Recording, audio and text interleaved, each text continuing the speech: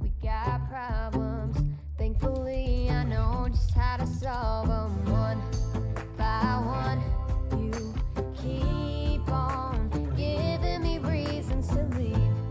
Who you're trying to set free? Is it you or is it me? Boy, go and get your heart together. Don't be thinking I'll be here forever. It's okay, maybe it's the best you got. I don't wanna waste my time waiting, waste my time waiting on you. Ooh, ooh, waste my time waiting on you. Oh, that's why it does that. Ooh, waste my time waiting on you. Clock's ticking down, it's in your hands now. Far be it for me to change your plans now. They should be able to hear you, I think. Go ahead and Wait, no, prove it. they shouldn't be able to hear you. All that you're giving me's a million Now they can hear you. excuses. One by one. What's up, Jill? Keep on giving Oh, me weird. reasons to leave. Who you're trying to set free? Is it you or is it me? Boy, go and get your heart together. Don't be thinking I'll be here Hi, Good, lady. lady. it's okay, maybe it's the best you got. I don't wanna waste my time waiting, waste my time waiting. Wait, we're making this harder than it has to be. Oh, I Do you think can't Reba just Jeter's sit coming? I should probably have texted the fam. Oh man, I don't know. Get your heart I mean, it's like Tuesday for together. reals, but Mm. Boy, go and get your heart together. Don't be thinking I'll be here forever. Reba Jeter's here. Oh, there she is. Maybe it's the best you got. I don't wanna waste my time waiting, waste my time waiting on you. You've lost sound. Can you guys see stuff? see Wait, what do anything. you mean you can't see stuff? I mean, our music is loud, but that's the only thing I got. Yeah, the music should be loud because it's beforehand. You see a black screen? It's the cover page.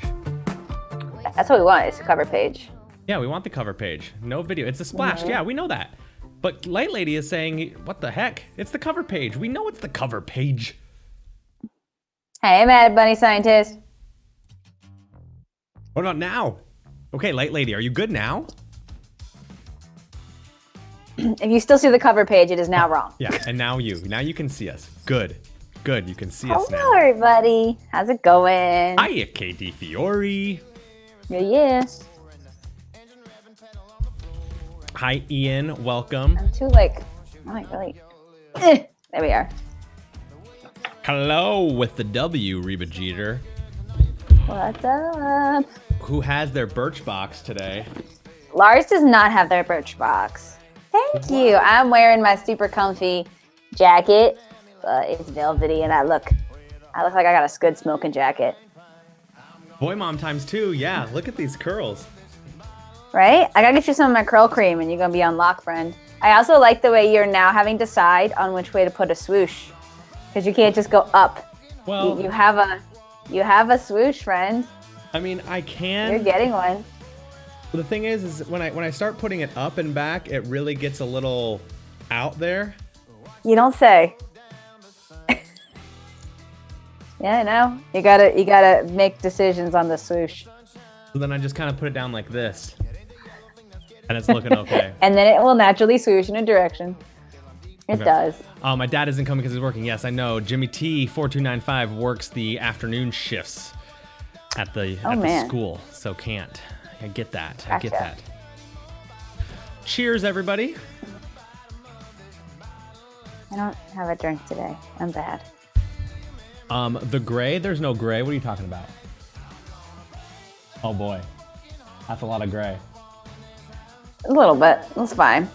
Mad Bunny Scientist is also having a slight existential crisis over gray hair as well. So You know what? I haven't found any gray Well. pubes yet, so I think that's okay. yeah, there you go. Yeah, Gary, like they just said. I could also kind There you of park go. kind of in the middle.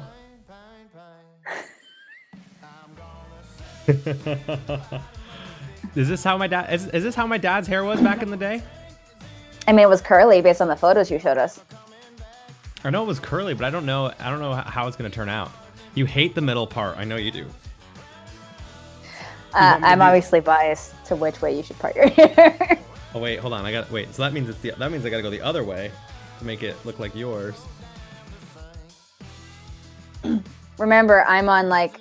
I know. Like this is my right side, so this is my left. Is that better? Is that better? Wait, who's yelling no? Is it because of the middle part they're yelling no? My mom and Jill yelling I think no? So. Based on the fact that they're all at 8:05, yes. But it's still 8:05, so it could be anything at this point. You like this one, babe? You like this one? Gorgeous, man. Which way is it? Oh, it's this way. It's so hard because when I'm looking at the screen, it's the opposite. It's not mirrored. Yeah. I actually don't like my part on the other way, and so when I get photos of myself, which are not my mirrored image, they are in fact my actual image, I'm like, oh, I look so weird. But it's just not the mirror. I think I need to get some water because I am in fact coughing. I'm just muting myself in between. I'm gonna be right back. Go get some Entertain water the people. and a COVID test.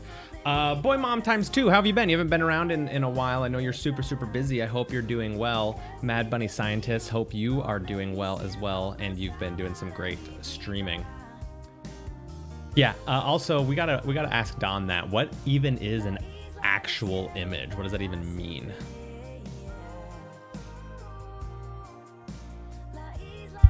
Ian, you got your Birchbox?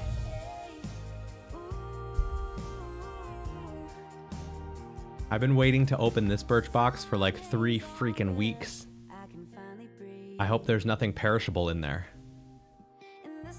You do have an Ipsy, babe. You can open that up as well. You're in your pajamas, I believe, already, though.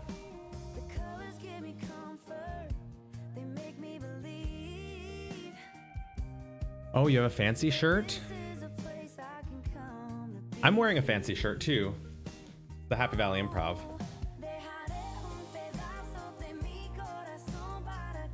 Light Lady, is the music too soft or too loud? I tried to turn it to the place that you said it was good last time. What'd I miss? I tried to be good. Hi, Kay Tierney. Yes, this song is in Espanol. First of all, you might want to spell her name correctly, Light Lady.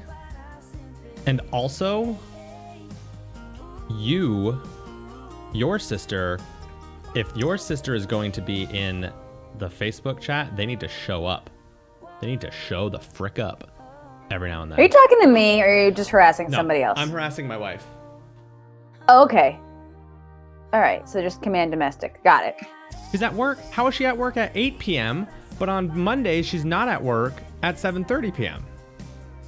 Are you taking for granted that you have one of those wonderful jobs that's like not variable and awful? If anyone has a job that's variable, it's me. And by variable, I mean very able to take a nap during the day like I did. Ay. So I was good about my homework. I got photos of my work projects. I grabbed the book that I recently got in the mail that I'm very excited about. I have an update about my friend and their house with their ex-boyfriend of 6 years trash. I have done my homework, James Tierney. What about you? I did my homework where I kept track of all the times I pooped twice in one sitting. I did not keep track of that. But I do have things to talk about. One being the Birchbox that we're going to open finally. Yes. We can invite some people on if they want to open it with us, or if they just want to tell us what they got, the people who have them in the stream. I figured I would talk a little bit about the week that was. I'm trying not to spend any money this week. Besides, technically you failed because like every day you pay your mortgage, right? Right. It's I'm like talking about like I was going through a really bad habit of going to Panera and or Dunkin' Donuts every single day just to get the hell out of the house. Yeah. And we donated to WPSU last night for their annual fund drive. So I don't know if that counts as us spending money, but I mean, I guess it does. But I'm trying to make Kim and I like not go and get anything anywhere or by Amazon or anything like that. Wow. We're That's gonna see. certainly more than what I usually do. Mainly because as an extrovert, I need something to get me out of the house, and usually in this town, it means spending money. I know, right? But yeah. Yeah, see, it adds up. DeFiore's right, and Kay Tierney and Jell are both saying no money challenges. And I know it's Prime Day today and tomorrow, and so but I think Light Lady and I have been talking, and That's good. In a relationship, I recommend that. we talk a lot. Not when we're hugging, because you're not supposed to have conversations when you're hugging. So we're chatting, and I believe we have all the things we need, and we shouldn't be buying little trinkets here and there. We bought some mums this weekend, and a couple of pumpkins and a couple of other decorative gourds.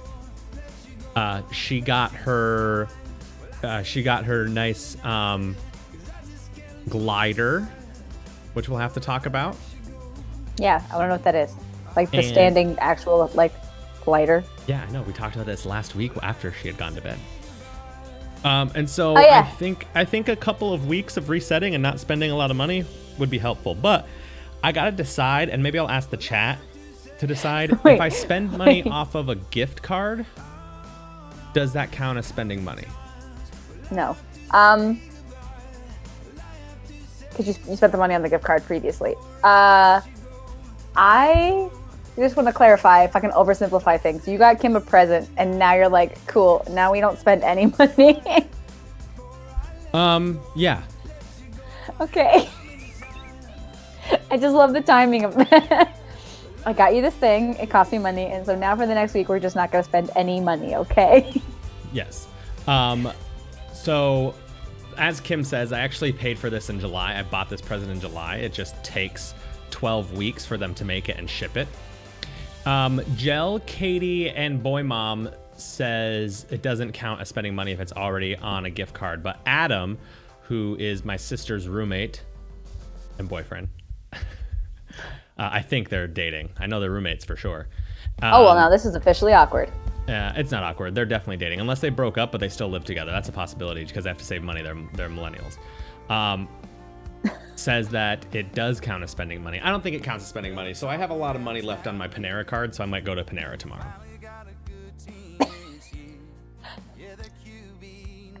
Oh, speaking of, I'm supposed to cancel. Oh my god, you just remind me of like when people are trying to lose weight, but everybody's got like an exception. Oh, but it's a birthday. Oh, but it's this. Oh, but it's that. And so I love that even in the part where you're like, we're not spending any money. You're like, oh, but we donated and that's good. And like, I'm going to Panera tomorrow because that's already on my card. And Exactly. They open at 8 a.m. Light Lady, so it's too late for you. However, and also I have to remember. Yeah. So Ian, yes, thank you. This is exactly what I'm going to talk about. And Ian, I'm glad you're doing that. You're saying that. I have the unlimited coffee deal at Panera because that was going on since March. So it was and starting I think January of this year, they did $9 and you can get unlimited coffee at Panera. And then I think once $9 a month or $9 a month, and you get unlimited coffee. And so I don't drink coffee, so it's not good for me. But what happened was in March or April. So I think it's one a day. Yeah. So it was either March or April when the pandemic hit. They said, hey, anyone who's a Panera card member can get this for free. And so I had it for free all through the summer because I would get Kim one every now and then. And sometimes I get an iced coffee and then dump it out and fill it with iced tea, which is stealing. But sometimes I do that because I want an iced tea. But then the last month they charged me for it, and I felt okay because I took a couple of iced teas off of it, and like I use it enough, I'll just pay for it. But I need to cancel it today because it refreshes tomorrow, and I think you want me to get iced coffee and bring it home for you, babe? What you're gonna drink coffee at 4 p.m.? No, you're not. You know that. You're gonna drink it the next day. No, but you can put it in the fridge and they'll drink it the next day. It's already iced. It's not that big of a deal. You ask for iced coffee without ice, and then they give you cold coffee, and then you don't have to worry about watering it down. You store it in the fridge. You're the best husband ever. Come on, James Tierney. Okay, maybe I'll do that for you, Light Lady. Maybe I'll do that for you. I am an iced coffee dumper. Dawn does know what's up. I cannot take the credit for this kind of stuff. My Hey Fishy Fishy was I want to say something like hostess with the mostest, but barista with the, I don't know how to rhyme that, but whatever awesome word we could think of. I'll let you guys ponder. And they had plenty of different ways of preserving and appreciating the various beverages that people consume in coffee shops. Yeah. General manager. Oh, Ian, I would tell you Upgraded general manager, started out as barista. Just saying. Your skills are what I'm talking about. Subscriptions are the best way to make money because people don't think. Speaking of subscriptions, go ahead and subscribe for $6 a month to this channel. So that we can dance to Rumor Has It. That's right. Is that the one that comes up? I forget which one that comes up. Oh, followers is the one that says, he said. Yeah. They said. Exactly. Yeah. Jel, I'm glad you can hear us now. My guess is that you can hear us. That's true. Yes. Gyms have definitely been doing it. Mm-hmm. So guys, I got a book in the mail. I'm super excited about it. Show us. Okay. Boom. Transgalactic Bike Ride. Feminist bicycle science fiction stories of transgender and non-binary adventures. I'm stoked. This is really it makes me giggle because rumor has it people in Oregon, especially Portland, super duper like bike riding. And so apparently there's an entire anthology thing of bike riding. And so the fact that this is not only bike riding, but this is a Oregon publishing company. Not only is this a biking thing, but it's a galaxy biking thing, and it's a trans biking thing. So I'm excited. There's all these different stories, and it's great. Yeah, that's where we're at so far. Do you want to see the most random book ever? I mean, of course. Also, is Loverly Lady here? DC economics. Yeah. Now, see, that's not the most random book ever because it's your house.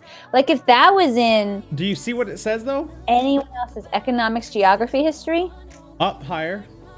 Uganda Advanced Certificate of Education. So this, right, is from the NCDC of Uganda, which is the National Curriculum Development Center. Okay. This is what they use as a syllabus in high schools in Uganda for their advanced credit, like their AP credit.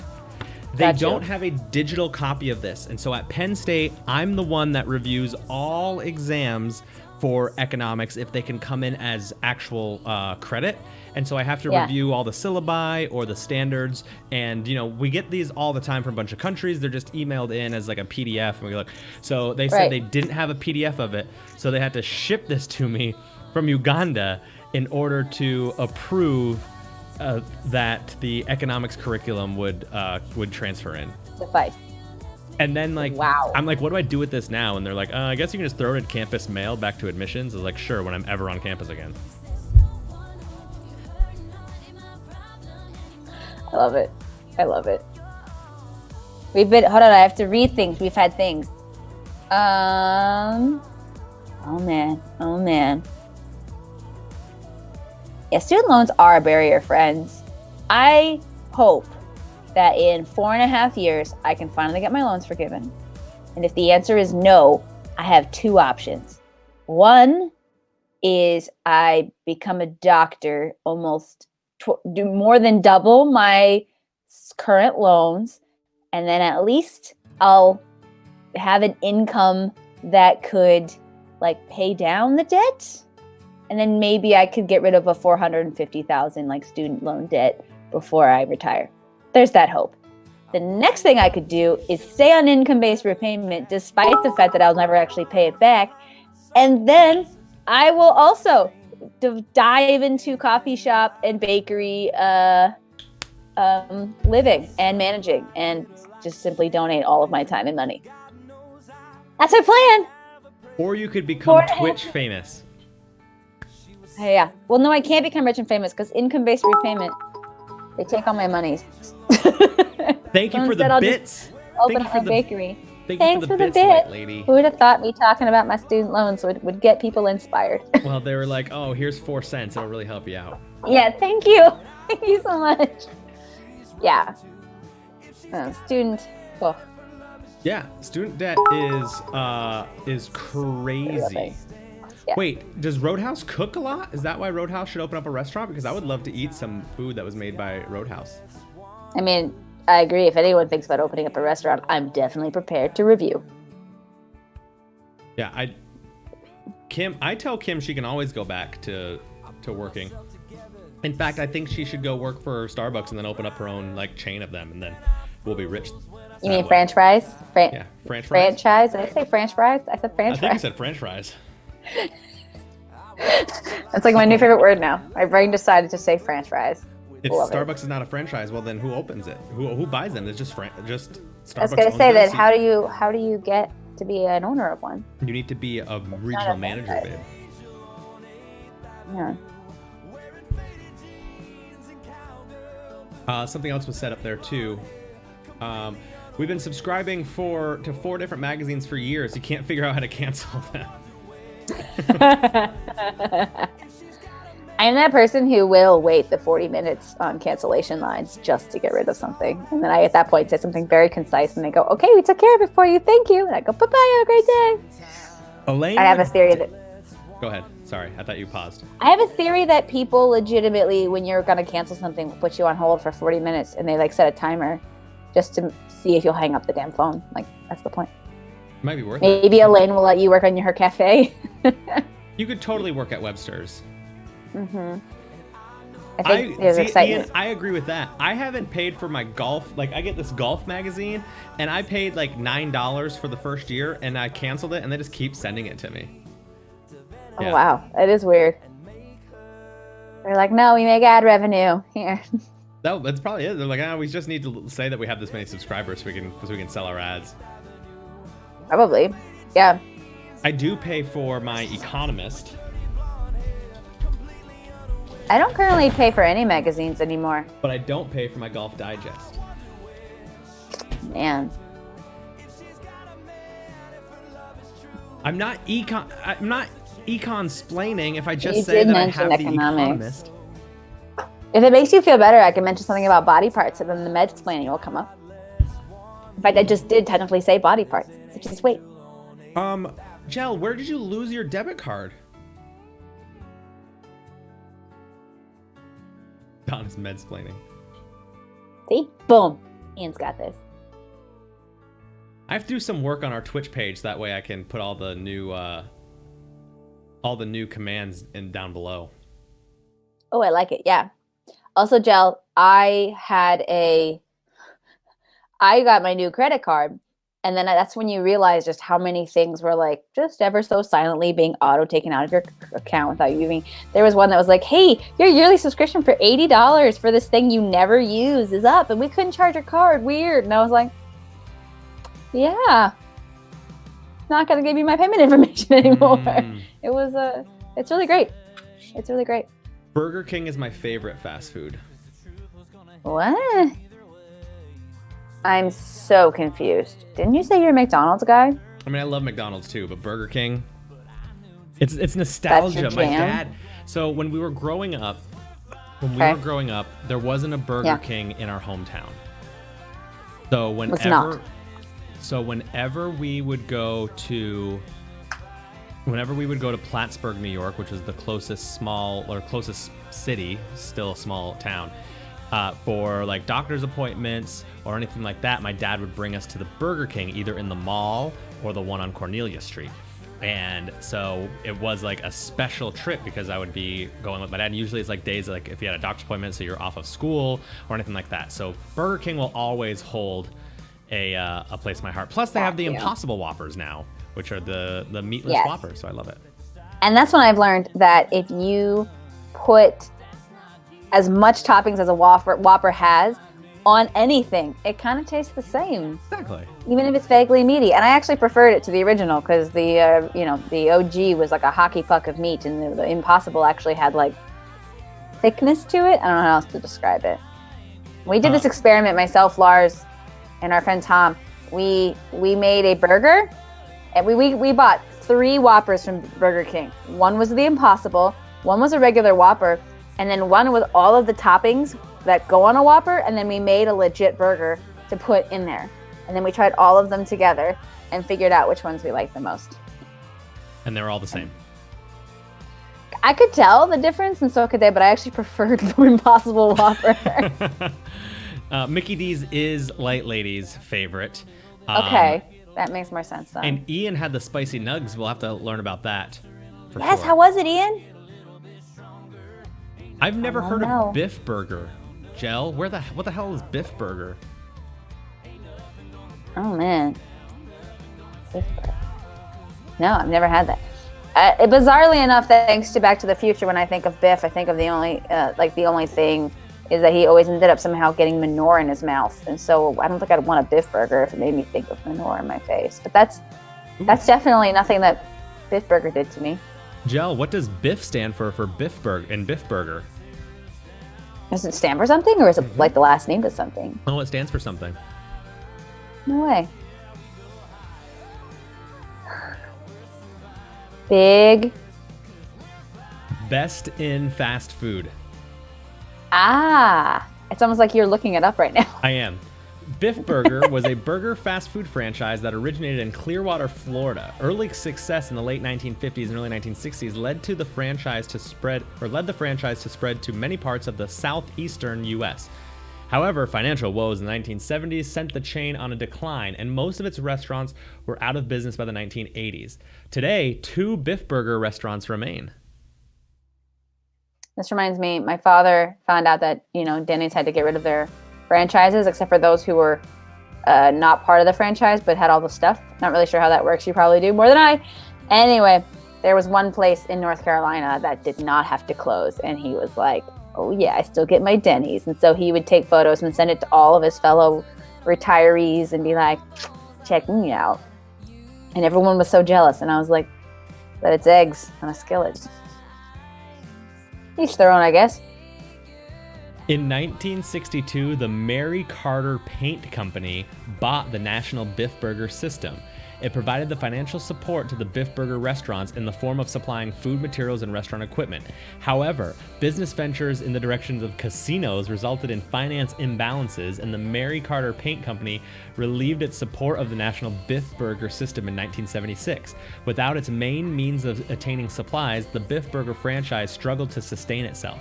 Many of the drive-in stands were sold and forced to close down. By the mid-1980s, virtually all existing locations went out of business. Today, only 2 Biff Burger restaurants remain, one of which is located in St. Petersburg, Florida. The other is located in Greensboro, North Carolina.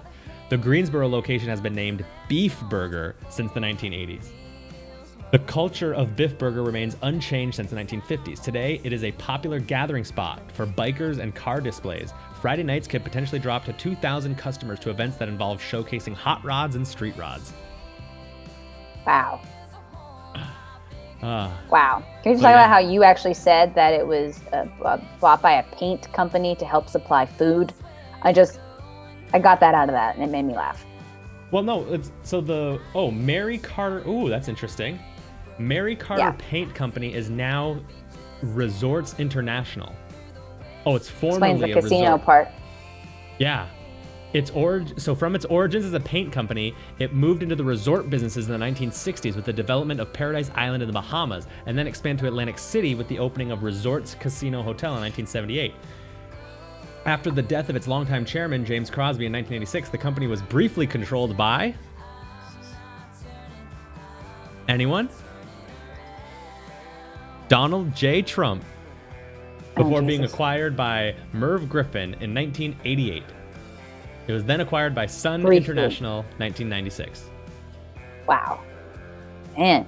Boo!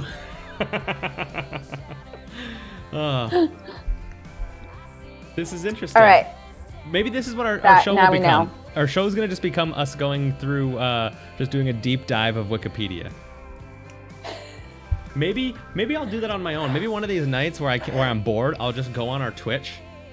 Yes.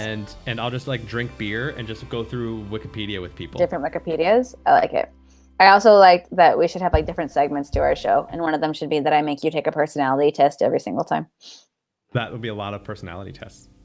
Yeah. Said like a perfect David. Okay. Speaking of David. What time is it, James? I know that Kennedy? light lady's dying to go to bed soon. Okay, and then I want to show everybody my house projects that I'm working on.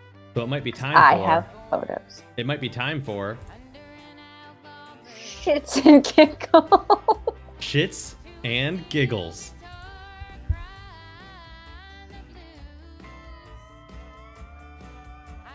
Oh, finally Roadhouse is in Mod Station. Yeah, because Roadhouse isn't talking about this, but the rest of our fans can talk about it. What's the light lady? What's the first episode we're talking about tonight? Right back. Oh man. Season 2, Episode 1, Finding David.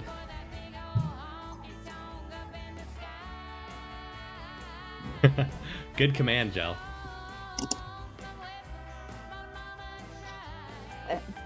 Wow, light lady. Wow. You didn't even take the Wikipedia ones. You took them from IMDb. I'm okay with that, light lady. You do whatever you gotta do. You do what you need to do. I'm just happy you enjoyed it. We spent a lot of time sitting on the couch not doing anything from 7 till 7:30.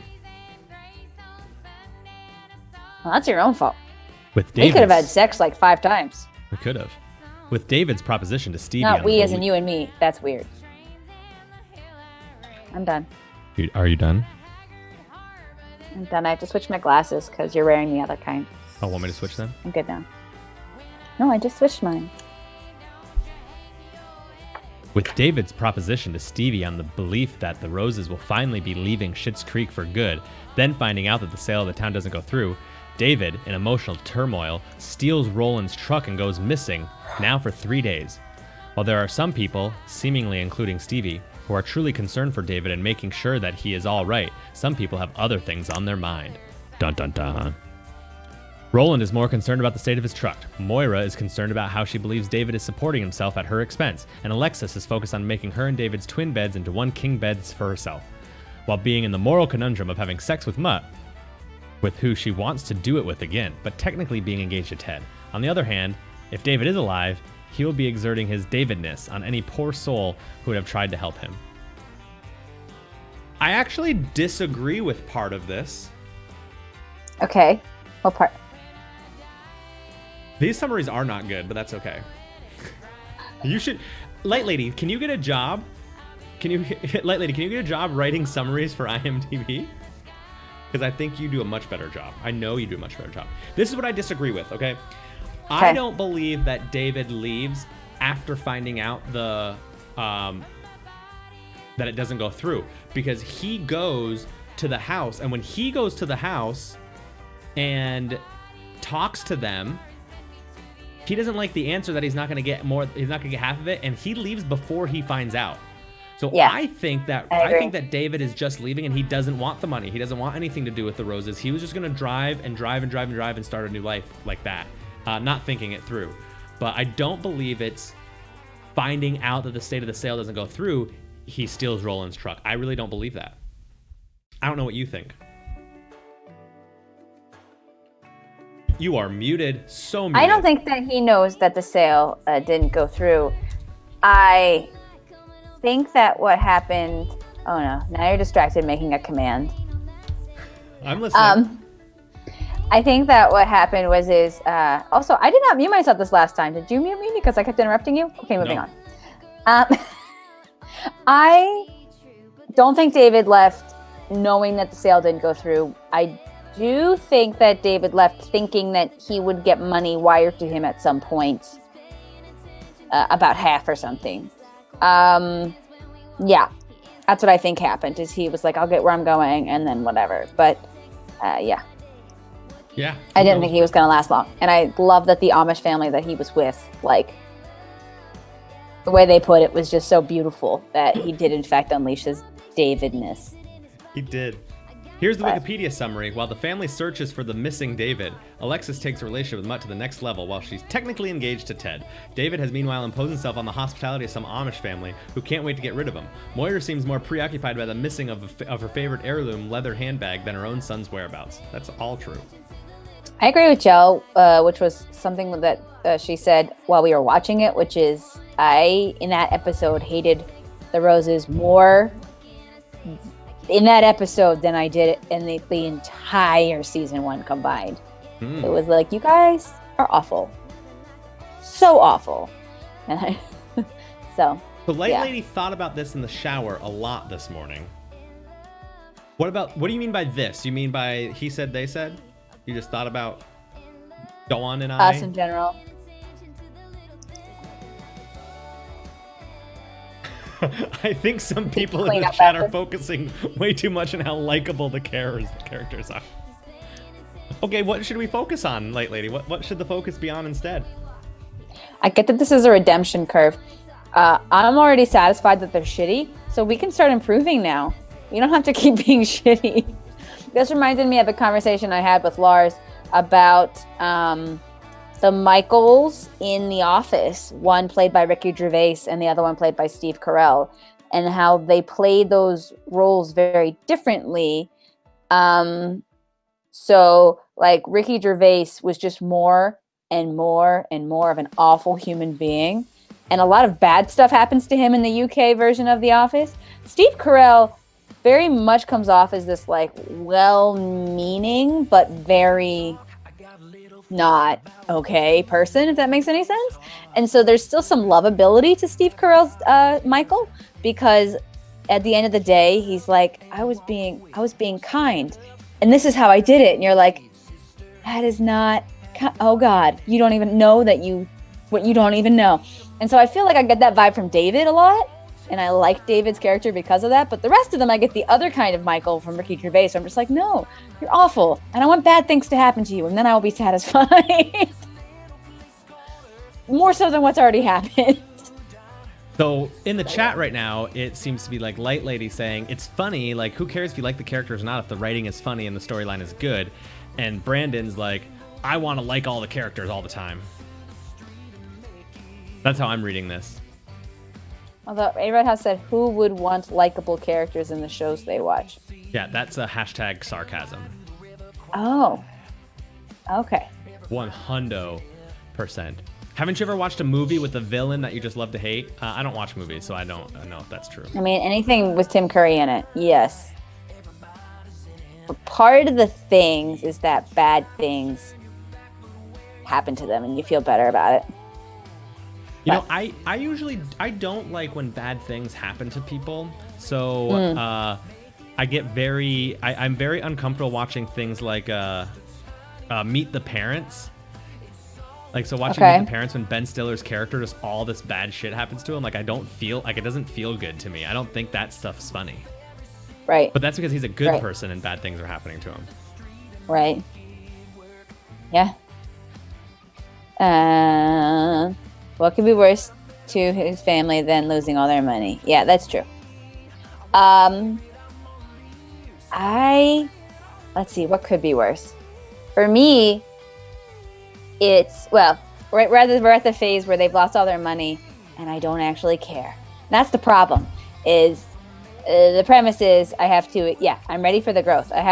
We've already accepted that they're shitty people and we're ready to start caring about them. But unfortunately, I don't actually care about these people.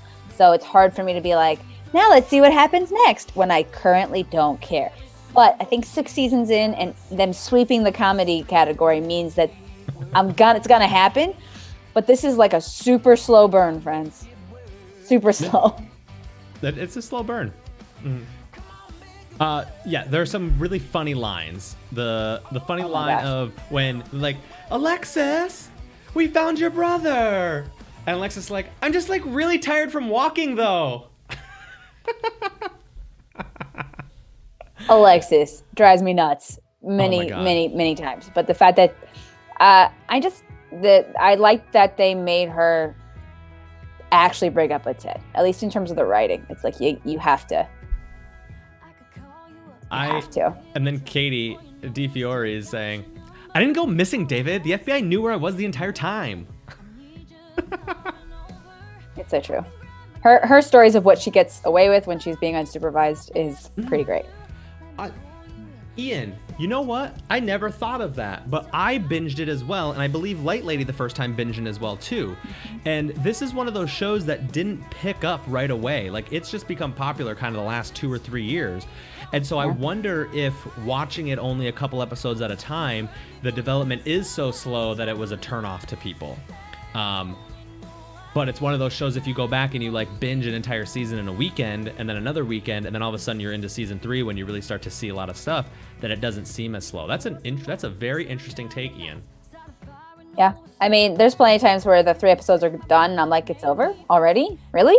And then I have to wait the whole week. And that is, I do want to still see more. I know that. But yeah, the burn is very slow, I think, because we're taking our time with it. Right now, on the side, myself and Lars are going through The Good Place, and it's similar where there's a bad person who's stuck. They die, and they're stuck in what is presumably the good place, but they know they don't belong because they were a shitty person, and so they're trying not to get caught, if you will, but at the same time trying to potentially make themselves better so they actually belong in the good place. Anyway, there's a lot that comes off of that. That's the premise of it. Really, really good. But like, it's been less than a week and we're already in season 2. And I think part of the reason is because it's easy to binge. And all these episodes are like 20 something minutes, which is like the perfect time without commercials to be able to just go. Yeah. So I haven't seen a single episode of it. there's going to be Janet. So Janet is a data. It is a anthropomorphized, if you will, database. So you say Janet, and a human being shows up, but she reminds you over time. She's not a human, but she looks exactly like one, and she wears the same outfit all the time. And her job is to help make humans happy and to answer all of their questions. And so she'll answer everybody's questions, and as they adapt, they ask her different things. And throughout the season, she herself develops, because every time she's rebooted, she learns and gets a new ability. So she also, she can pull stuff. You can be like, oh, when I was like the trailer for The Good Place is Janet pops in between her, the main character, and her friend. And she's like, there was a guy I knew who lived in this part of town back in this time of year. Did he really like me? And she was like, no, was he gay? And Janet goes, no. Oh, well, he must have some things. I thought so because he didn't want to have sex with me or something. And she was like, that is correct. He's not gay. He just didn't want to have sex with you. And then she was like, well, I don't want to have sex with him. And then Janet goes, yes, you did. Very much. Or something like that. And so Janet is all-knowing database. But she's useful for just about everything. And then once somebody uses it to buy, they're like, hey, can you give me the jalapeno poppers from this restaurant? And she was like, that restaurant closed in 1992, but here is an exact replica. And they're like, oh, it's awesome. Like, she's kind of like your Butler or Ask Jeeves in a way of Is it a comedy? Is it a sitcom? It is a sitcom, I guess. It's similar to Schitt's Creek, also on Netflix. Nice. Maybe I will have to watch. And it's a comedy. Yeah. So this episode was written by Dan Levy. Oh yeah. Yeah, because I just pulled up the Wikipedia thing. So I can see it. Yeah. Yes, Michael Schur. Yes. I think we're ready for season 2, episode 2. We are ready. And I need to start writing down my moments, because there were several. There were. I will say, like, David sitting, like, there's season 2 is when we really start to see some iconic scenes and like things that stick with you forever. Like in Finding David, when he is when he's in the field with the big fucking like wheat fork, whatever it's called, and he's just sitting there in his fucking thing. It's like, what? Stop yelling! Yes, and I think also this cooking thing with. Oh yeah. Do you want to read this one? I read the first one. Do you want to read this one? Sure. Johnny, David, and Alexis realize that no one in their family knows how to cook, while Moira tries to convince her family that she does, and that their former cooks and enchiladas recipe was her own family recipe. Moira is determined not only to pass down life skills specifically to David, but show him and the rest of the family that she really can cook. But first, she has to convince a less than enthusiastic Jocelyn to borrow her kitchen to prepare the meal.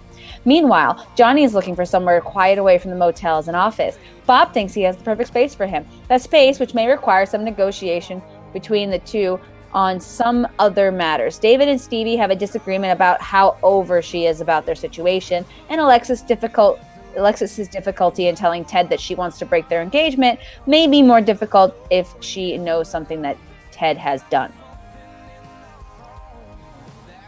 Yeah, well, that's talking about how Ted has scheduled a 2-week couples vacation or whatever. Oh, okay. Oh yeah, Alexis screams to David, "David, things have gotten more complicated with Mutt." And it's like, I kind of slept with him.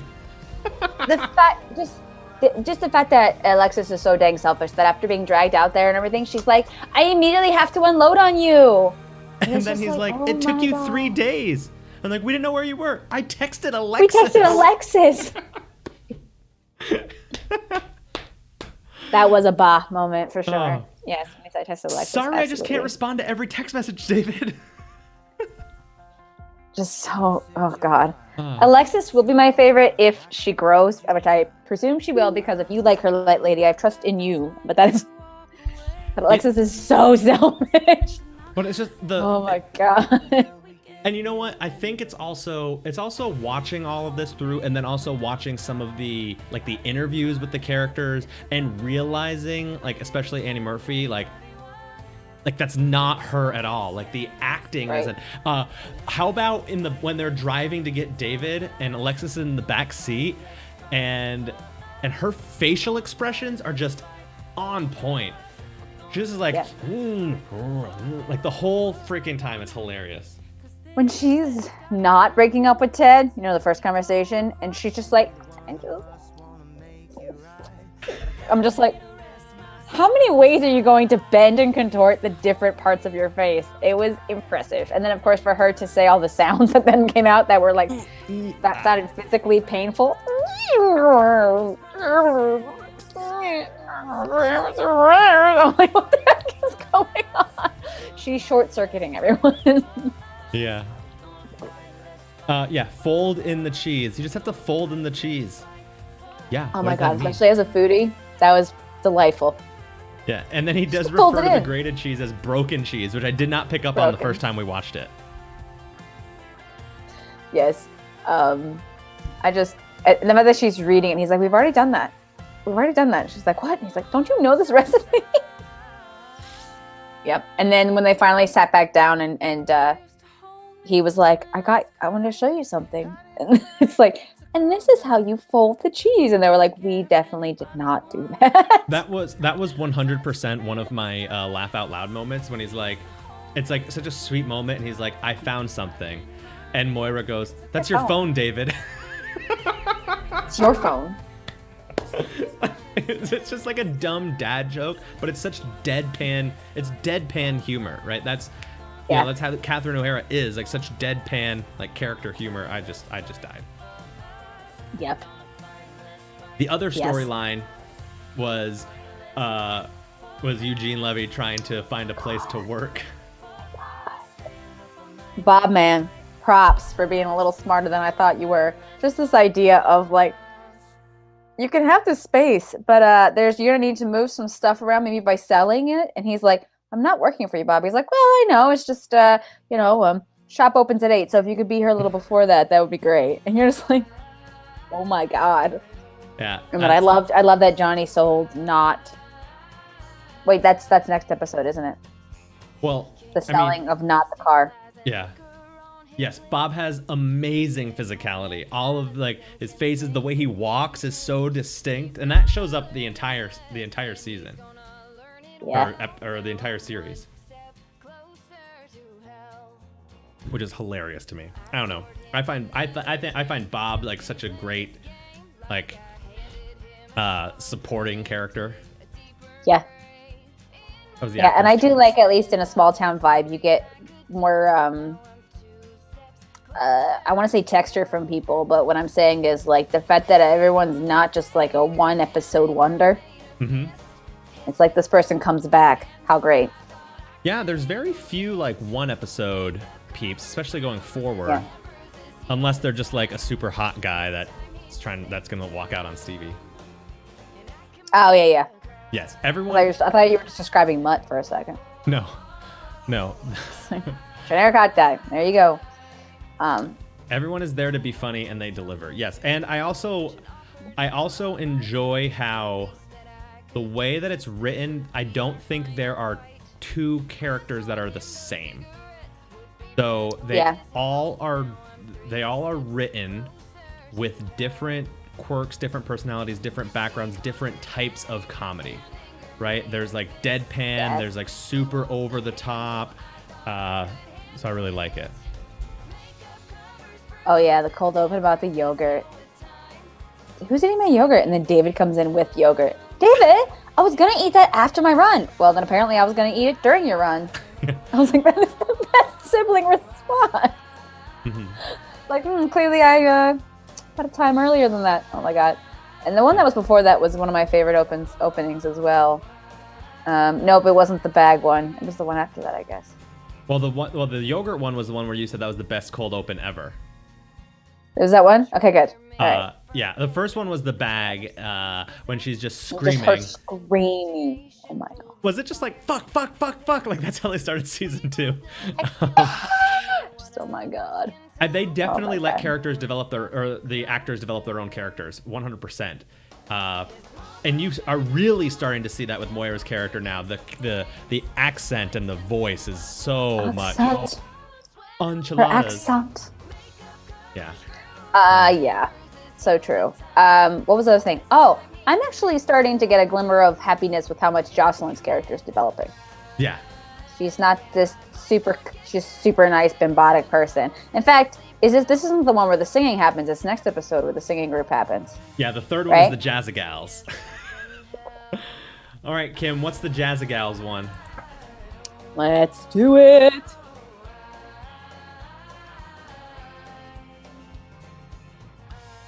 I like that we got to see Moira in a time where she wanted to be considered included, but also instantly popular. And then Jocelyn got to be sort of the like, no, you're going to have to do it just like everybody else. Everybody else. I also like, she calls the musicals Andy instead of Andrew Weber. Because it's all about name dropping. Yes. Also, when the one was like, I don't want to, this one person, they got to be part of the ensemble in Annie, and she goes, who hasn't? Yeah, they starred in a regional production of Annie. Who hasn't?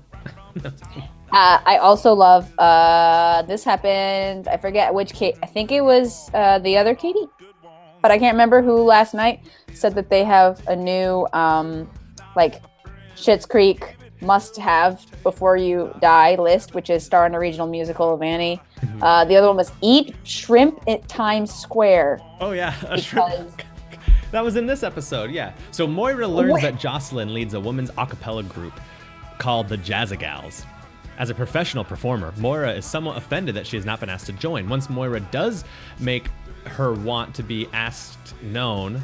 Wow, that's weird. Once Moira does make her want to be asked known to Jocelyn, they may come to an impasse in the group's audition policy versus Moira's offer-only policy. Man, this is written horribly. Johnny... Well, I struggled too. Go ahead. You got Johnny, this. who has made arrangements with Bob to use his garage business as an office space, may find that Bob's long absences while providing Johnny with some solitude to do work offers its own challenges. David is dismayed to find...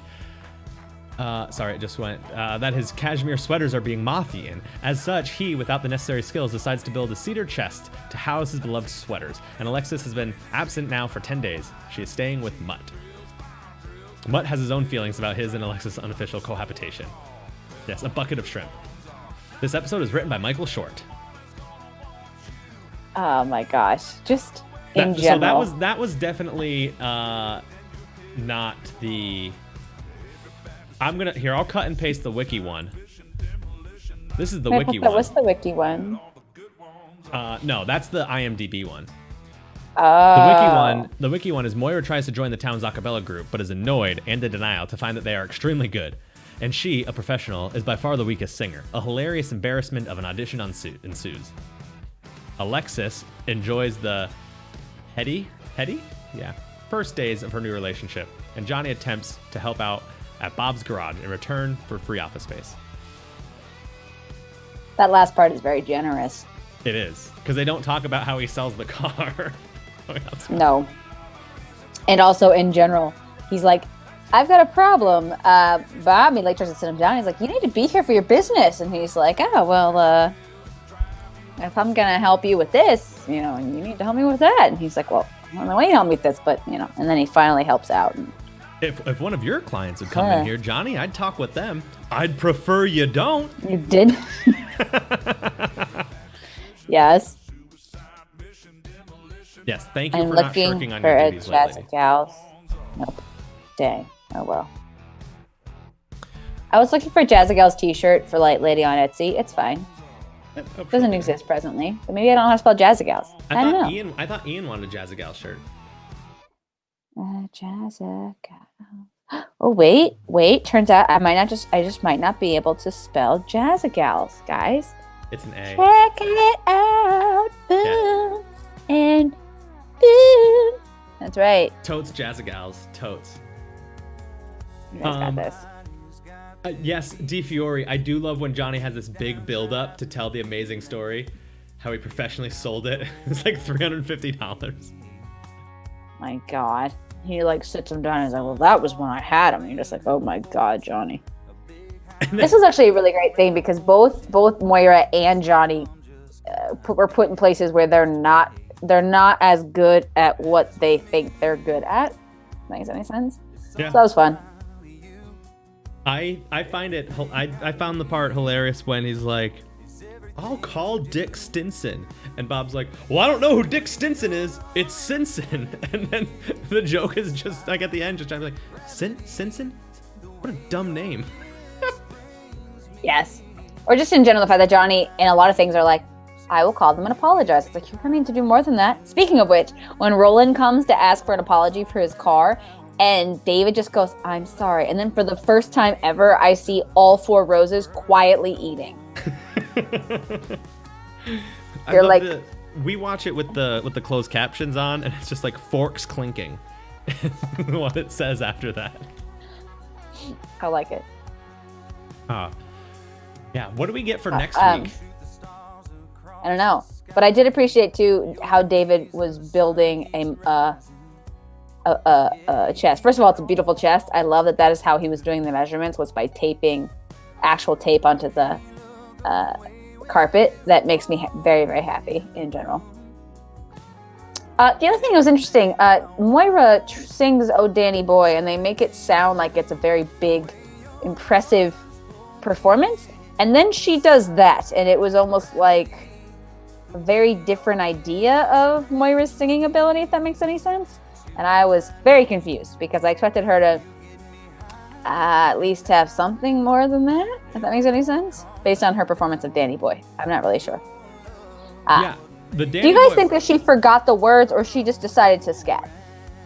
I think she's always forgetting words of everything because like that came up with the Danny Boy thing of where like all doesn't know anything besides the chorus. That's true. Next week we get estate sale. Okay. Which is funny.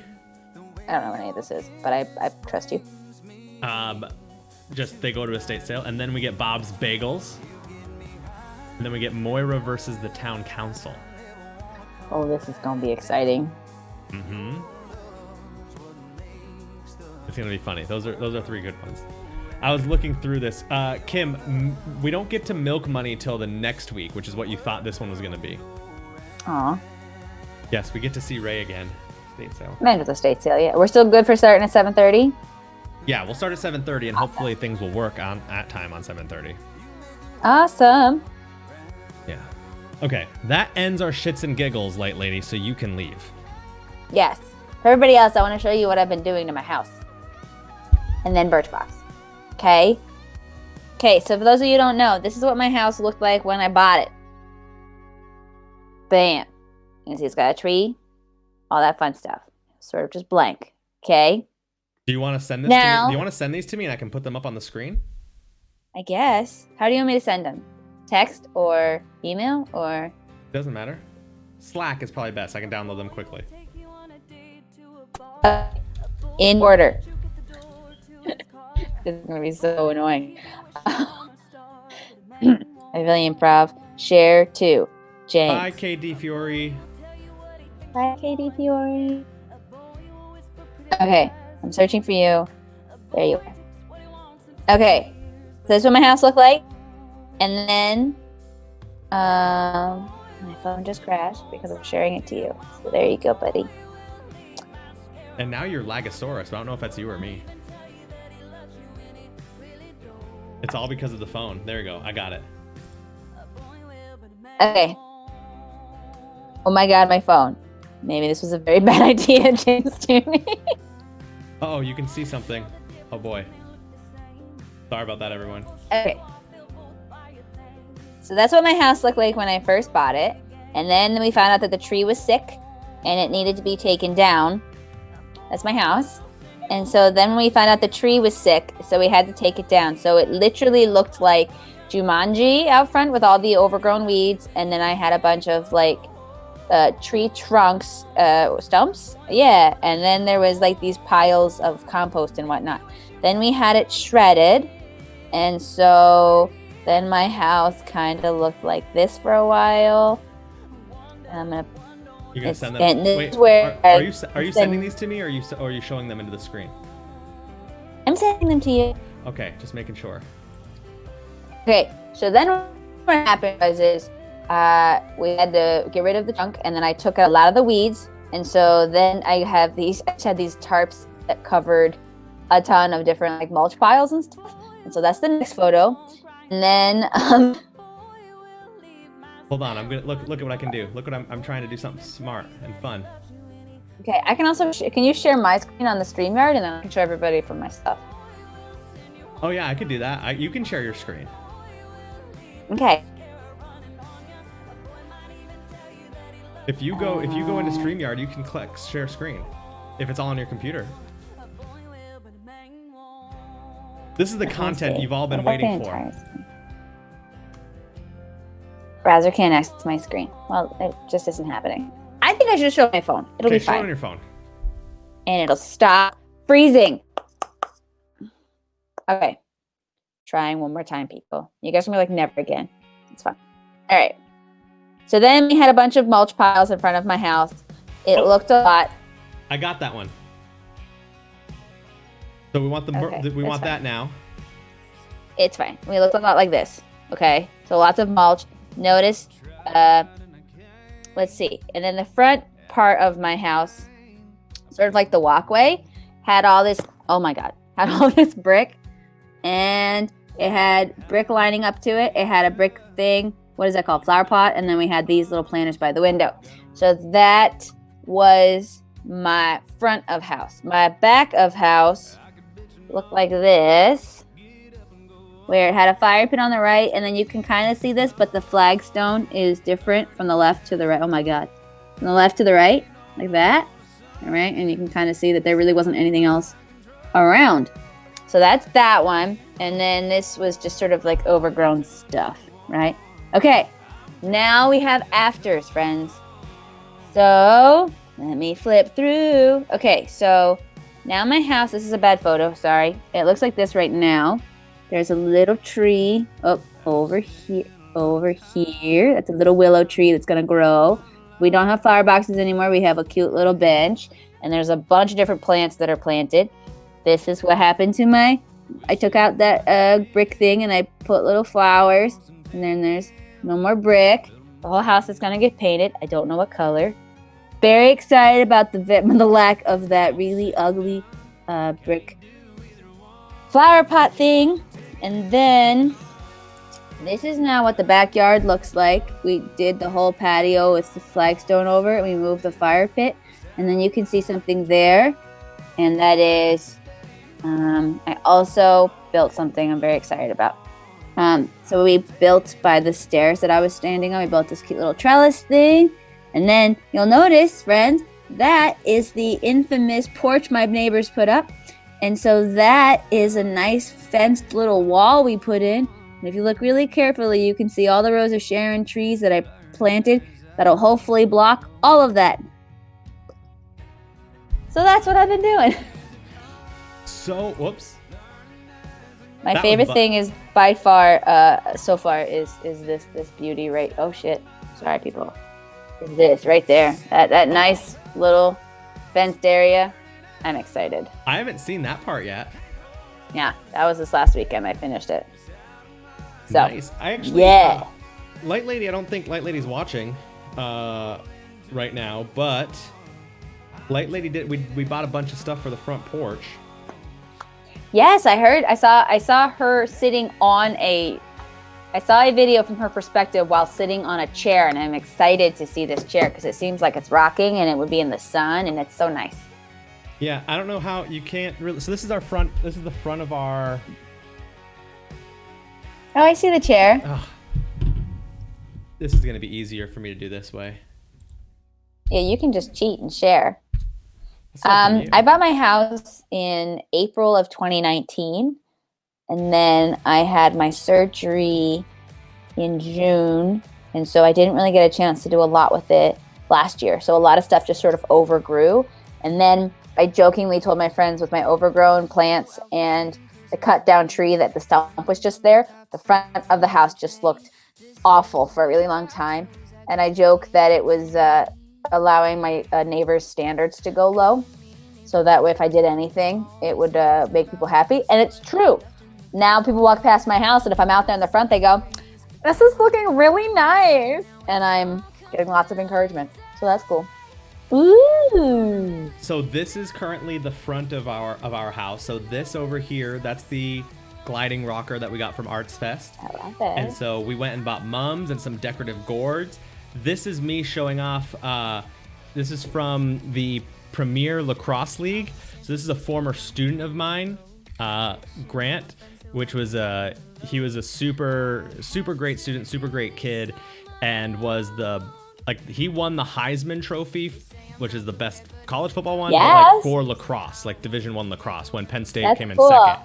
But he was an econ major, and he's super cool. So he went pro. He turned pro and got drafted in the draft. So on his Instagram, he posted about like how they were selling like jerseys. So I went and bought his jersey, and he said that he's gonna sign it for me, and I can hang it up in my office, which is pretty cool. That's a better picture of the chair too. Oh yeah, is that? Oh yeah, and you can see that's the rocker. And then you guys did that. That was what you guys did with the stud finder. It looks great. This is the thing we did with the stud finder. Yes. Love that. These are 100-year-old shutters, and then Kim made this at the Makery. Yeah, and then there's gonna be, I don't know if you can see over here, there's like these two little buckets. Kim's waiting for some more colorful flowers, and then she's gonna hang them on both sides of this and this. Oh, cool. Nice. Yeah. There's a couple other angles I think I took of it. Love it. Yeah, Jill, I have learned the hard way because I had a house before this one, and that is, if a house is being sold as a fixer-upper, there is so much more underneath the surface that they're telling you that is still to be fixed. I always have opinions, and that is houses will break. And so I feel like you should buy something that is claiming to not be broken and then be prepared to fix the broken stuff, as opposed to someone who's like, it's a fixer-upper, in which case you think it's only you got to fix this, and then you find out it's like this too you got to fix. It almost broke me last time. So this time it was like, this house isn't broken at first.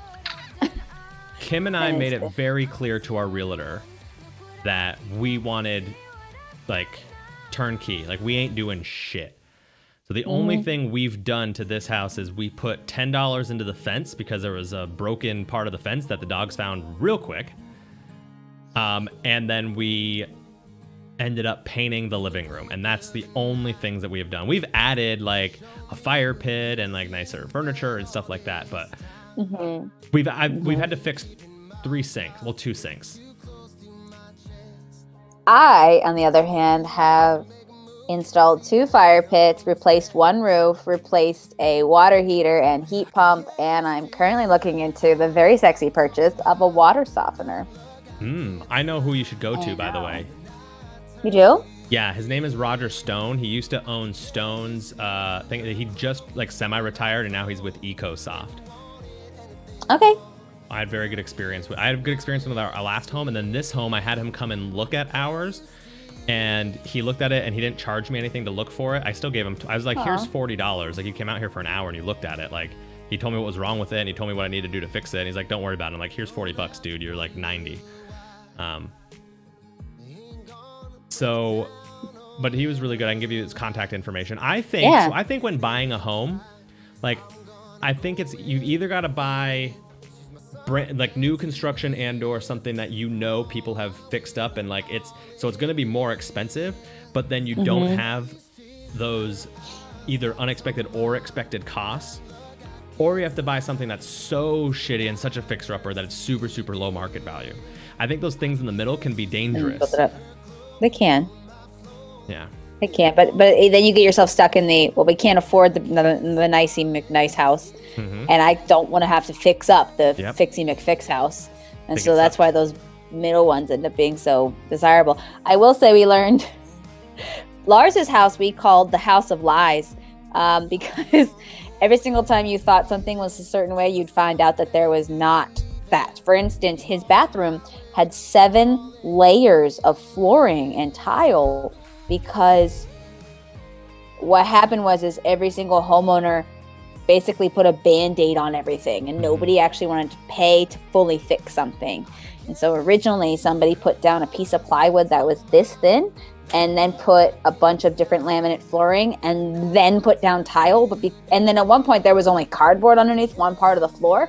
So shockingly, the tiles cracked. And so when we went to go fix one tile, we ended up pulling off so much flooring that all of the radiator-like things no longer touched the ground when we put them back on. Yeah. So that was a whole gut job. Right, and so Jill's saying that's where you are. I think that's why the demand for those houses, like kind of in the middle, end up pushing the price of those houses up. Because what happens is, and at least in my experience, especially here in State College, is like there's definitely an upper like limit of how much, especially in the borough, like houses are kind of going to go for. Like you're not going to push above that unless you're like super close downtown or like there's rental income, everything like that. But then everything kind of pushes up towards that. So the difference between, there could be maybe a $40,000 difference, which will seem like a lot, but once you're putting in a roof, and then you're putting in water heaters, and then you're doing flooring, you're doing all that other stuff. It's weird. It's almost like you're trying to say that you paying more for your house was more beneficial than me paying for what I currently do in my house. Yeah, but you have so much more space. You have a second kitchen. You have a pool. You have so much more stuff. I'm very happy with how it worked out. We are too, because we I'm still happy. We like a friend who has a pool. We don't want to have a pool. Yeah, that's what everybody else says. It makes me a little nervous for selling it, but it's getting relined next year. That's my decision. That isn't because we necessarily needed it, but it needs it. So, as a pool snob, I'm like, I want to make my job easier, and so I'm going to reline this pool. So, it's going to look so good, y'all, and you guys are all going to come swim in it. It's going to be great because COVID will be gone. We will totally come and swim in it. Also, I'll be president and other things that probably won't happen, but okay. Grace, I wouldn't think about it as losing money each month in rent.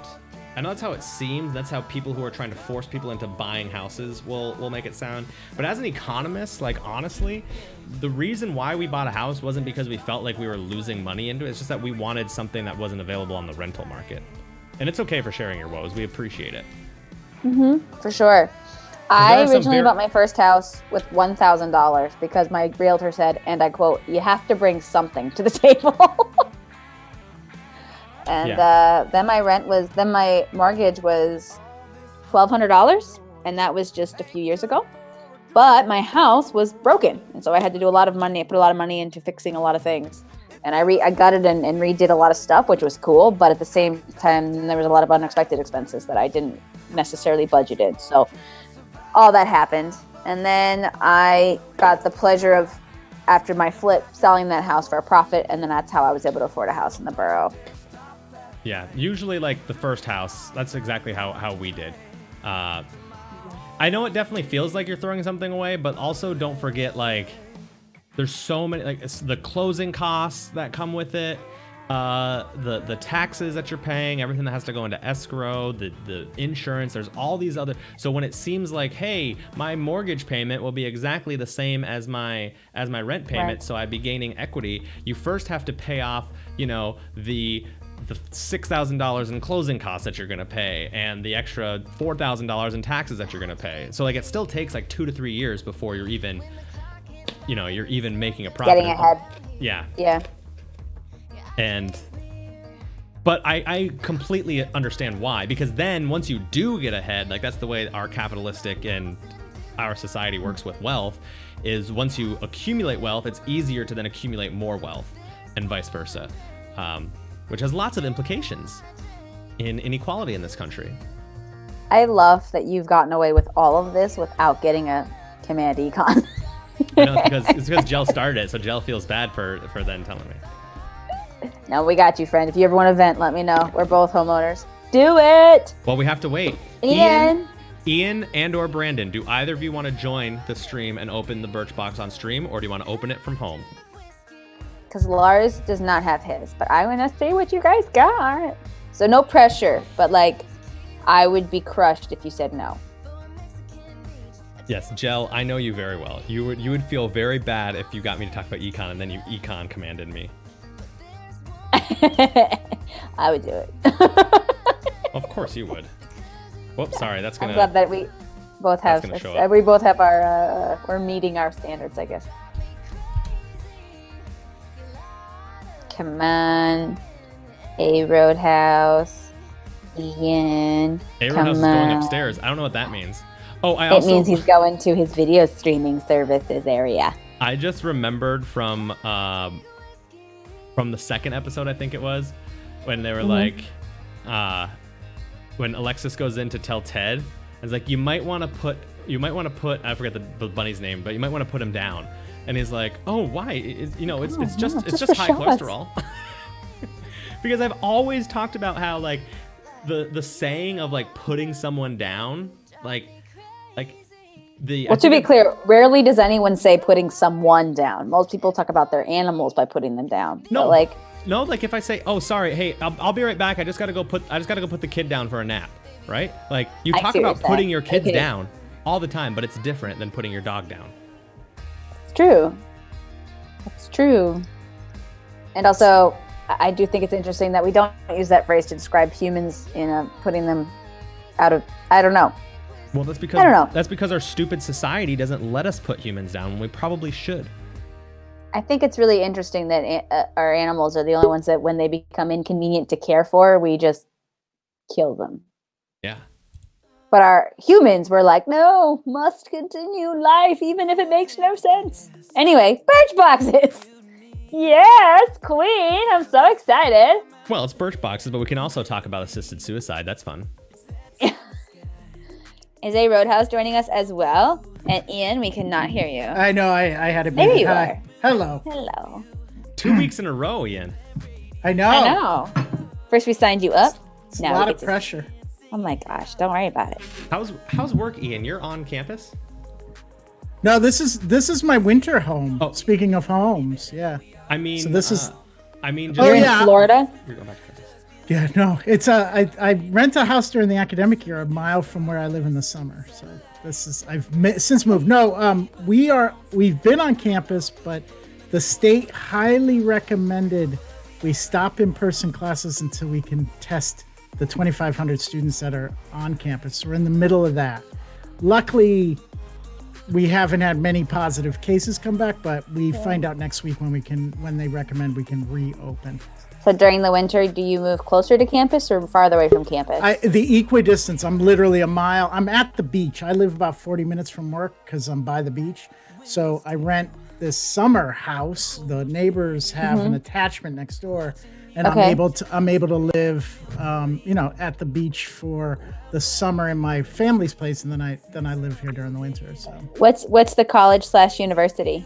Johnson and Wales University. Johnson and Wales. Okay. All right. Makes sense. Yeah. That makes Yeah. sense. Hi, Roadhouse, you gorgeous man with a beautiful purple background. You.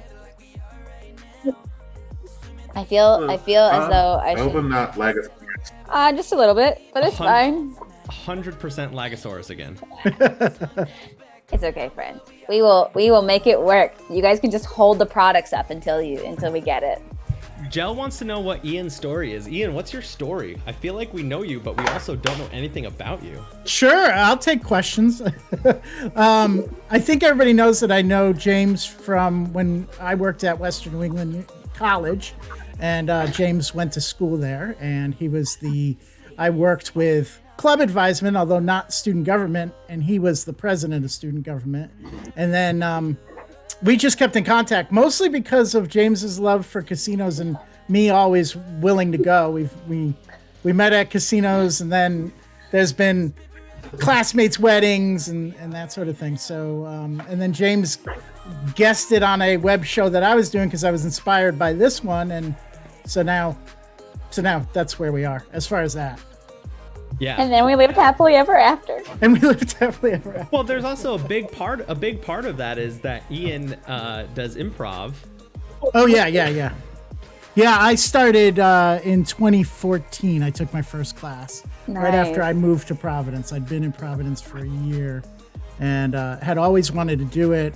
I actually was a little inspired by James's improv at Western New England and then his stand-up, which I think I convinced him, or maybe he convinced me, to open for a few professional comics while he was there. That was super fun. I look back on that. So I don't know if you know, but I do some stand up here opening for like a small little thing. And Oh, cool. I look back at how awful my comedy was and this like what stand up comedy was in 2006 and like how blue it was. And then just me being super immature and only like 21.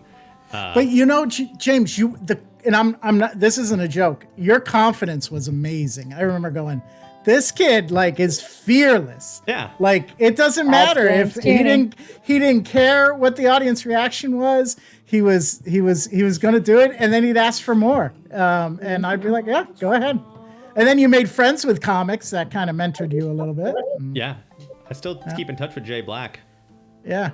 Good guy. Is he still doing stand up? He is doing stand up. Basically, I don't think he's on the college market anymore. No, but he makes his money now writing TV scripts. Oh, awesome. He writes for the Hallmark Channel. I'm not joking. Oh, really? Wow. He writes like those stupid Christmas ones. Yeah. Because he found like a formula. He's like, okay, no matter how good or how bad they are, they do basic. He was telling me because he does stand up here once a year, because he's one of the rotating comics comes through, and he said that it was like it'll gross them 1.2 million, and he can. It costs like $600,000 to like produce it. So that means that he has $600,000 that he can negotiate up to in order to like do the writing. So he can easily get like 100 to 200K just to write one like episode movie or or one movie. And the movies are literally like Don and I fall in love, but actually Don's dead and is Santa Claus. The improv theater that I'm part of does every holiday season an improvised Hallmark Christmas movie. Oh my God. And it's because it's so formulaic, it's really easy to So adapt. true. Hallmark, 3 plots, hundreds of movies. Exactly. It's like, Jell says that those are not stupid. Hallmark is her jam. So, Roadhouse, the link is right up there. It's right up in the chat. Sending it again. You got this, say Roadhouse. I feel like I should take a backseat as one of the non-bearded people who didn't get a Birchbox, so I should like... No back. No, I don't know. No, I don't know. No. I'm trying to think. The only subscription I have, it's probably not one that you guys want to hear about. It's one of those. It's a period subscription. Kind of. Just so you know, I don't know what's happening on Twitch. I shut it down for this. I Good. learned my lesson last time. Look at Good. you. Good. Yeah, Sure, we sure, yeah. well, we will guide you. All right. Hey, look at that guy. Brandon, He's are you less on your phone? laggy. Oh, Still no gorgeous. lag. Boom. Are you on Hello, your phone? handsome. How you doing? Yeah, I'm on my phone. What happens if you turn it on its side? Can I? It's okay. It's okay. I give you permission. There it is. Boom. There we go. Okay, cool. Yeah. You cool. You good. With this new light I got, it came with like a phone like holder. Oh. So I like you'd be haven't- perfectly aligned for your light. Yeah, and I haven't used it until just now. So All right, All right, gentlemen. people. Go ahead and Box open, time. open your box by taking Oh, I off. should have opened up the actual shipping box, huh? Yeah, it's fine. I'm behind. What was yours sent to? Mine was sent to enjoy your day, James Tierney. Same. Oh. Weird. Enjoy your day. James Tierney went to Ian's house. Ha! But I will be here to provide. So it says it. You can see it right underneath Enjoy my your dirty day. finger. I love it. I love it. Is your dirty finger dirty because it's got dirt on it, or because it's like perverted? But like this No. is the finger that's perverted. No, it's because I might have had a little chocolate ice cream and got some on it, so there's a little Oh bit my of gosh. chocolate on it. So Ate some ice That's cream. just a savings account. You just enjoy that for later. there it is. That's how I treat my beard. Right? That is, Mm-hmm. I imagine that would be a pretty awesome. I Yeah. mean, it is called a flavor saver. I can imagine that would be a thing that would be enjoyable. A little jealous, friends. Although now with the Birchbox, maybe that's about to change. It might maybe be. there's I don't some know, beard man. product. They Either know I way, your have a beards are beard. going to be luscious and soft. Exactly. Okay, if what you ever get do you hungry, guys you got? can dip your beard into your into hot water and make like a broth. I would Oh, love I can't that. wait for this weekend. That's what I'm doing. Brandon, what's yours say? Do you have the same one? Man, bracelet makes me me. Boom. They Okay, sent us the same one. you've got your. An affirmation from us to you. Birchbox. So okay. is what's on the back here? What's in the box? Most likely, yes. Yes. What's So do we all have the same thing? No idea. Let's find Let's out. discover. Billy Jealousy, Anthony, commit. No, you do not. Okay. You definitely do not. Then they are paying attention to our profiles. Yeah. they are? You guys all seem to have Anthony, which is the thing on top. Okay. So You the don't first, have all the other stuff. Yeah, the first So you guys one- have similar products. So just one of you hold it up and then see if the other people have it. Okay. Is this what you guys have for the first one? No sweat Yes. body defense? Body defense. Yes. Ooh, okay. Anthony, no sweat body defense. What's that? It's the grayish tube. Grayish. Okay. It's all skin types. Ah, What's Apply- it defending my body against, though? that's the thing I want to question. know. Is it your own? Is it your own funk? Is it? It's your own COVID. funk. It says an ultra absorbent cream that uses tapioca starch to wick away moisture. Apply anywhere before sweaty activities to prevent against chafing and irritation. So tapioca starch is used commonly in deodorants. So you could technically use this underneath your arms or a place you would put baby powder. I don't know if I would recommend a spot that would chafe otherwise, but you could try it. If It's got skin- aloe vera and vitamin E. Oh my. When in doubt, if skin touches skin in a spot, you could try that stuff on it. But it might get cakey. That's Look gonna at my that's eyes. gonna that's gonna go in a certain private area when I'm golfing next. Yeah. Okay, Provides a what's powder next? like What is area. this? The second one I have is commodity goods. Oh, I do not have that one. Mine is Billy Jealousy. Which I think a Roadhouse has. I have Billy Jealousy. Is yours a beard? Beard Quencher? quencher. Yeah. Oh, let's see this beard quencher stuff. I want to see Go ahead, it. let's see it. Beard. All right. Oh, I see it. Okay. You with your beardness. All right. Work a small amount into beard. Use before applying any other beard products. Okay. It's So imagine happening. it's like a softening. Yeah, It says it's gonna quencher. happen. It's probably nice and have- soft and supple. People have Use it multiple for your beard beard products. here. Crunchy Your right beard now. there. I mean, let's be honest. Sometimes beards feel a lot like pubic hair. So soften that stuff up. And thank you. You're welcome. Mine is Commodity, which is a perfume. It's a crisp scent, has a complex blend of sparkling, spicy cypress and sandalwood. Sounds like you're a tree. Awesome. Spritz the wrists and dab the neck if desired. This is like my third one of these How that I've big is gotten it? recently. This is Can I the have third it? one. And I haven't, like, this is probably going to, this will last like a month or two of me going out, but I haven't put on any sort of cologne probably since the beginning of March. So I have like a bunch of take it. these. I have a bunch of these that that are just sitting there in my top drawer. Whenever we get back to normalcy, I can put them on and I don't want to pay money for it. Roadhouse, I don't know if you've opened your beard quencher thing. There is a strong scent. This is going to be with me for a while. How much did you put on? Most people put on a pea. I should have size. used. I put a pea, but I probably should have gone to a grain of rice. It is. Woo! I can smell you from here. You Yeah, I think gorgeous, people will gorgeous see. man. They'll smell me coming around the corner. There you go. There you go. It's also hard because it's like right where your nose is, Oh, right? So yeah. you're gonna smell it even if it is weak. Yeah. All right. What was your second? Oh, thing? you got some on your nose.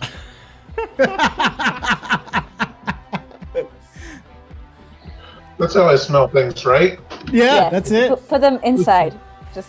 It says that. It says put a little dab on your nose, then work on into your beard. Yeah. It does look adorable. It It doesn't smell too bad. Kind of smells like a barber shop. yeah. And it But- is That's a fading. good smell. It is fading. It is good. I'm becoming nose blind is really what's happening. It is good that you both can smell things because that's like one of the biggest notifications. Like means you do not Oh, have for COVID. COVID, yeah. Loss of scent is like one of the biggest things in the younger people. Okay. You mean loss of sense of smell? Scent. Yeah, loss of your scent, loss of sense of smell. Sure. Yeah. I don't know how to speak, Don. It's late. My third one is a moisturizer, House 99 by David Beckham. I got that one too, and I am all in for celebrity endorsement. Yes. Oh, I man. agree as well. Oh man, you guys, what is it? It's a lightweight moisturizer. It reduces shine, softens, and strengthens my skin. You have to apply a thin, even layer. Oh, man. It's V Okay. tiny. It's a little V sample. tiny. You guys are adorable. We So are very adorable. On this, it says, does it say this on here? Yeah, it's a face moisturizer. Yeah, so it's only for your face and your Face neck. moisturizer, hydragent, visage. Massage? All right. Massage. I don't know what these words are. I don't know. So if for you- those who don't know, it is best to wash your face with your soap and then put on your moisturizer. All right, so I'm not trying that now. I need to wash my face. Wash your face first. and And to if get you rid of want- the scent. I'm washing it for many different reasons. Yeah, and then you could put on what's the? Although my beard is soft. What's like the other? What's the other thing that you put on like your face beforehand? Like an exfoliant? Well, no. Do you mean like a toner? Yeah, you can put on a toner. You could. Put on I don't ton of recommend it, but yes. You don't. Why don't you recommend toners? So toners aren't actually a thing recommended you by most dermatologists. This idea of chemical imbalances of your pH of your skin. If you don't really need it so long as you have a soft and gentle enough cleanser. You don't need a toner. So essentially, get your like CeraVe daily What about a Cleanser. serum? serums. I do recommend, Okay, that's what I meant. and don't I have a toner. I use a serum. Like, so what I do before bed, I wash my face. I put on a retinoid serum. So it's basically vitamin A for anti-acne kind of stuff. And then my nighttime face moisturizer. And then in the morning, wash my face, a vitamin C serum, and then my daily moisturizer, which usually involves, it's like my night one, but with sunblock. Ah. And look, I'm like 72, you guys. You can't even tell. Look at these beautiful baby blues. All right, go ahead. James, what I really want to see is where the accumulation of all the unused product goes. Like, I can only imagine that there is a substantial stash of unused or partially used product. I could take my 2 drawers. I'll take a picture of it and post it in the chat. Yeah, because that's my Send the big sample. fear about this is like I'm going to have like things. Yeah, that's what I worry about. Well, I think it is great that they're small enough to where you could They use are. them in a month if you wanted to. But if Well- you're absent-minded, where you're like, I had that once. Well, So- and as somebody that doesn't go to a lot of hotels, but when I do, come home with a lot of sample sizes. Yeah, So the same way. what I try and do is I try and work through them. So, like today, I just started like a month or 2 ago. I got a small beard, like the Jealousy one, and it was just a body wash. So now I just threw that in there, and I'll use that for a week till it goes out. And then I got a quarterly box from GQ. I think I was talking about before, and that I got this big thing of soap, like just a bar of soap that was unscented, and it was great, and it lasted like a full month. And so I just kind of go through it that way. These like stuff that I'm not using right now, are all piling up. But this like moisturizer, like I have my own moisturizer, but I'll just use this one for the next week and a half till it's gone to try and get rid of it. Till it's gone.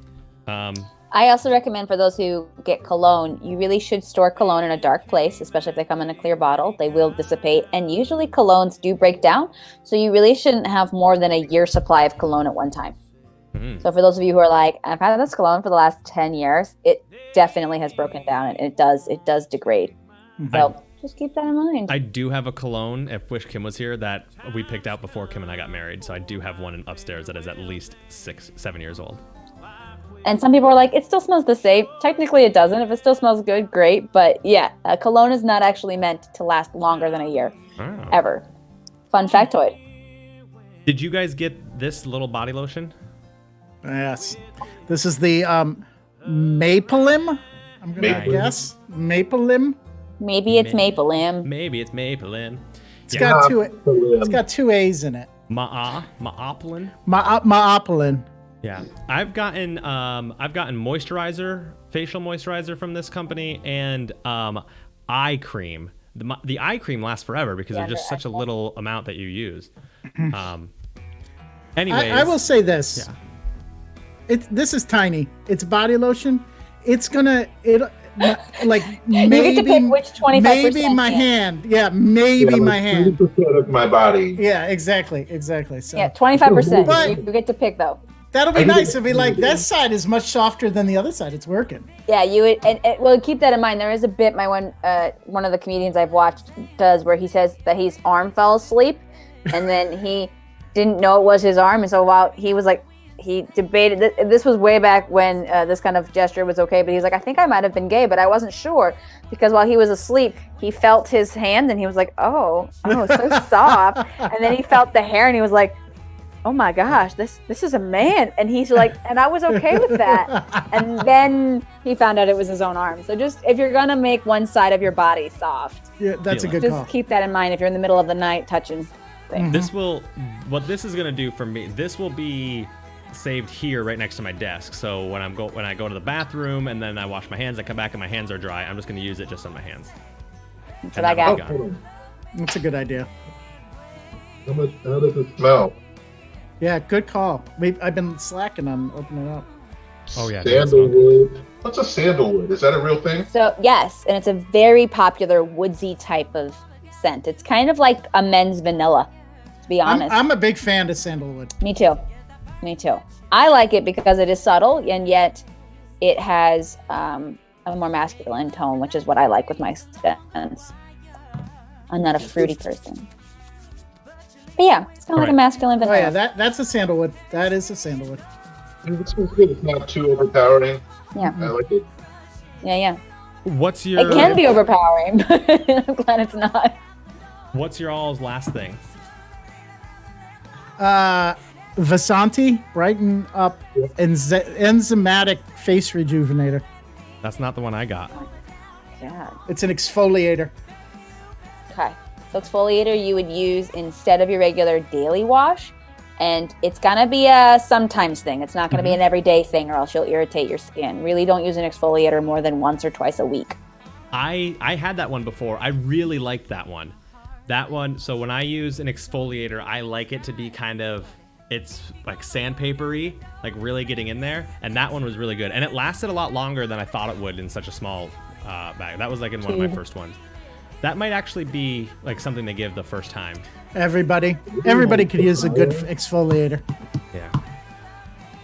I got Jill, by the way, I agree with sharing bark boxes, but my kids would never stay quiet if they knew I had a bark box in here. I got, What do you got? Oh, that's Your like hand. full.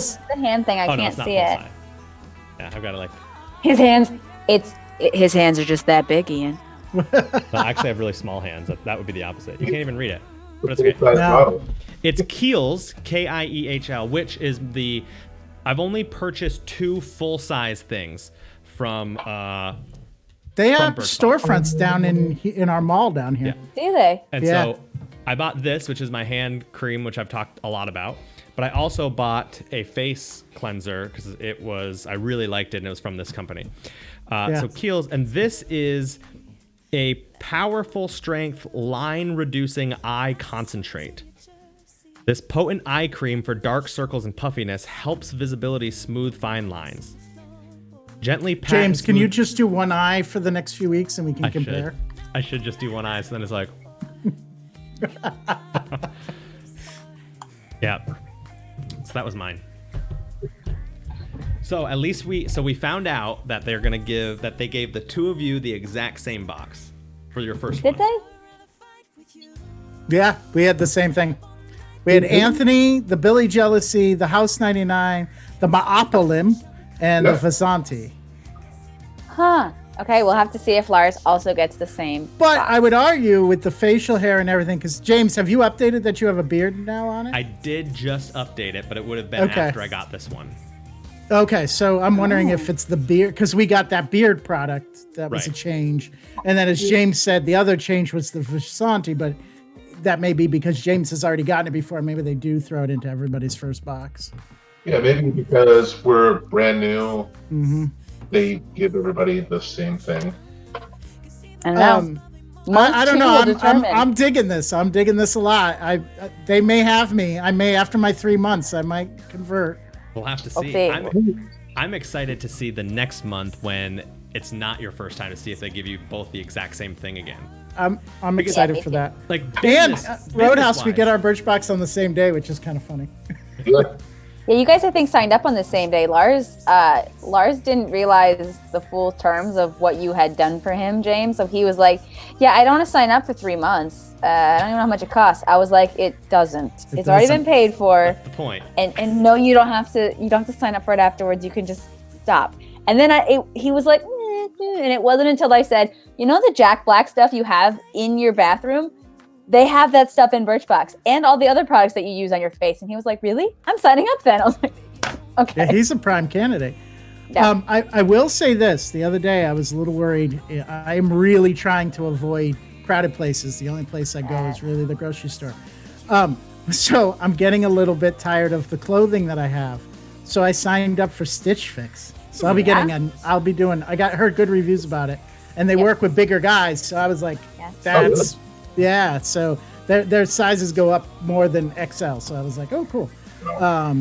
So I'm excited. I get mine in a week. So Woohoo. yeah. So I am a Stitch Fix person. I stopped because, well, actually, this jacket is from Stitch Fix, but There it is. I stopped because 1, I did not need that many clothes, and Yeah. 2, I kept getting a different stylist, and my one stylist knew me so well that they were really dialed in, and then these new people are all like, "Yeah, but you're a girl, so here's a bunch of female stuff," and I was Oh. like, "I don't need skirts. I Right. don't need dresses.